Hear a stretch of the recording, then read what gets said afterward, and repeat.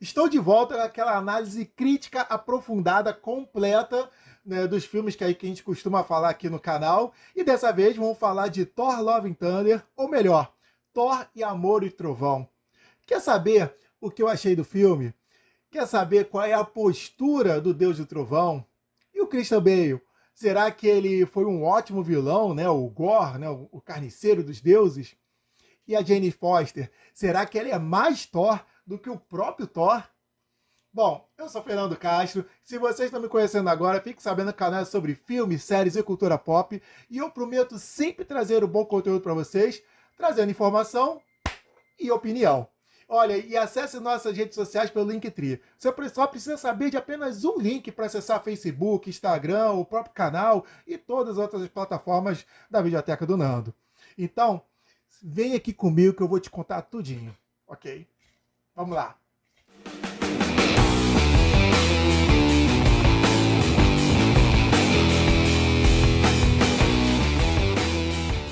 Sejam bem-vindos à Videoteca do Nando. Enfim, Thor, Amor e Trovão estreou e alcançou as minhas expectativas, que eram muito baixas, na verdade, né? Olha, mas antes que você me chame de velho ranzinza ou hater do YouTube, segura um pouquinho, porque, olha, tem algumas coisas que a gente tem que falar, cara. Não tem jeito, tem que falar. Mas tem algumas coisas legais também. Então, vamos seguir adiante. E para falar um pouco desse filme, eu tenho que citar o anterior, que é de mesmo protagonista, que é de mesmo diretor, que é o Taika Waititi, e é de mesma fórmula usada que diferenciou e inovou em relação aos dois primeiros filmes do herói da franquia, que é o Thor Ragnarok. As minhas expectativas foram em base do seu antecessor, porque ele usa alguns elementos ou até reforçam algumas mudanças que eu particularmente eu já não tinha gostado. Por isso que se você gostou de Thor Ragnarok, provavelmente vai gostar de Thor Love and Thunder. E esse vídeo não vai ter intuito nenhum em desestimular a ida aos cinemas. Todo mundo sabe que os dois primeiros filmes do Thor não emplacaram igual aos filmes do Homem de Ferro e do Capitão América.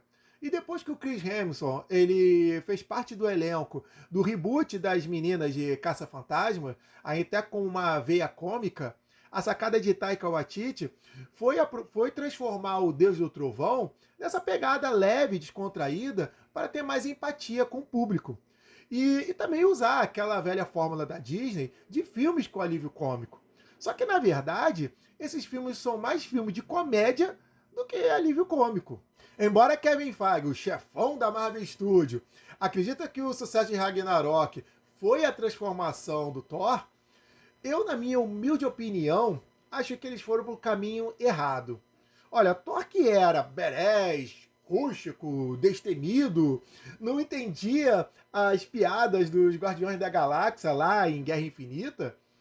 Pô, aqui ele passou a ser um super-herói piadista, bobalhão, imaturo, instável e irresponsável. Olha, e esse último adjetivo, vocês vão lembrar de mim no arco final de Love and Thunder. Porque, embora a cena, pô, sim, ela é divertida, tem um bom entretenimento com o público, e principalmente para aquela galera que não quer nem saber em seriedade em filmes de super-heróis, mas, pô, vamos ser franco, aquela atitude do Thor foi realmente muito irresponsável. E eu, antes de assistir Thor, Amor e Trovão, eu confesso que eu já estava me preparando psicologicamente para aceitar essa nova versão do Thor. O Thor bobão, ele deu certo na visão da Marvel. Os trailers, eles já mostravam que era desse jeito que iria prosseguir. Né? Ninguém foi ao cinema enganado. Eu, particularmente, eu já estava com aquele discurso, aceita que dói menos. Ou então eu chutaria o balde e não acompanhasse mais esse universo cinematográfico que eu tanto curti por tantos anos aqui do lado. Né? Olha, qual franquia que de vez em quando ele não dá alguns tropeços, né? Mas olha, é difícil, é difícil. Ó, na hora do vamos ver, é difícil de engolir, cara. Cara, olha, quando eles acertaram o tom do Thor lá em Guerra Infinita, já era tarde demais. Porque antes desse filme, teve o Thor Ragnarok. E esse filme, o Thor, ele é o protagonista. É ele que carrega o filme sozinho, sabe? Entende? Então, assim, esse filme ele tinha muito mais peso do que o filme dos Vingadores. Porque mesmo no filme dos Vingadores, o Thor, ele teve uma grande relevância, ele quase matou o Thanos. Ali ele é mais um de um gigantesco elenco. E também em questão de popularidade, ele fica abaixo dos protagonistas, né? Do Homem de Ferro e do Capitão América. Então não tinha outro jeito. Mas aí você vai perguntar pra mim: ah, ô seu velho chato, vai me dizer que você não assistiu o filme inteiro e não riu das piadas do Thor? Olha, eu ri sim. Eu confesso que eu me diverti em muitas cenas. Mas o excesso de piadas, ele tirou o peso da ameaça, né, o drama de alguns personagens e a química do casal. Porque a Jane Foster estava lá, né?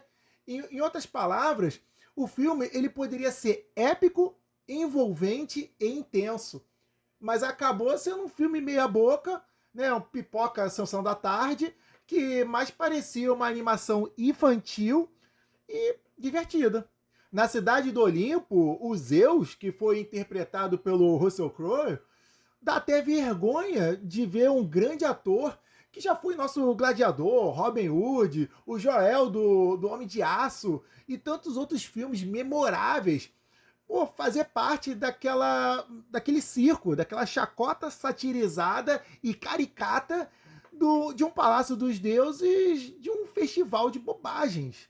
Parece que Taika Waititi, ele não sabe dosar, né, alternar aí as cenas de comédia para o drama, porque quando é necessário. Porque tem drama nesse filme. E ele foi muito mal construído. Eu digo mesmo nas cenas de romance entre o Thor e a Jane. E também na tensão, quando o grande vilão, Gore, carniceiro dos deuses, ele consegue alguma vantagem. E parece que tá tudo tranquilo, tudo na boa.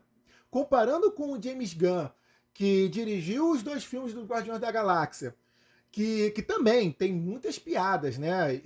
Mas quando o Drax ele fala da sua família, e mesmo assim no segundo filme, tá? Que essa cena que eu vou dizer é do segundo filme do Guardiões da Galáxia, que tem mais piadas do que o primeiro.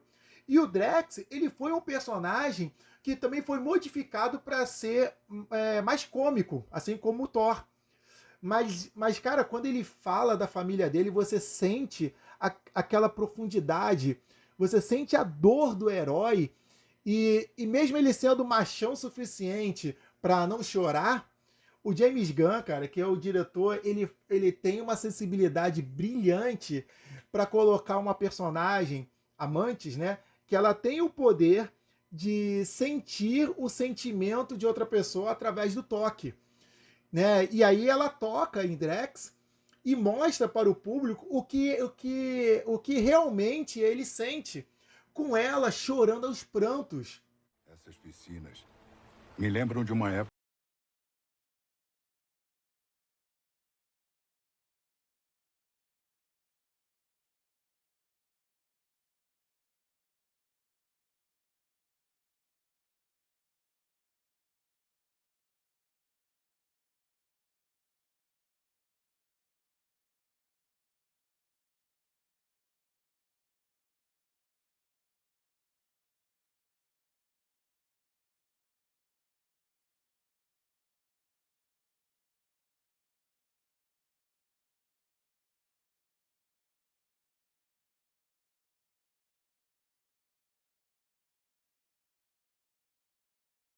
Entende o filme Pipoca?